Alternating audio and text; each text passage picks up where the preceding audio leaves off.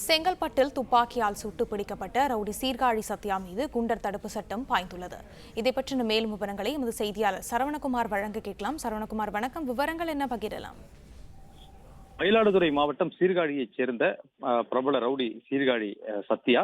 இந்த நபர் மீது 5 கொலை வழக்கு உட்பட 32 வழக்குகள் உள்ள நிலையில இந்த நபர் கடந்த மாதம் மாமல்லபுரம் அருகே போலீசாரால் என்கவுண்டர் முயற்சியில இவர் சுட்டு பிடிக்கப்பட்டார்.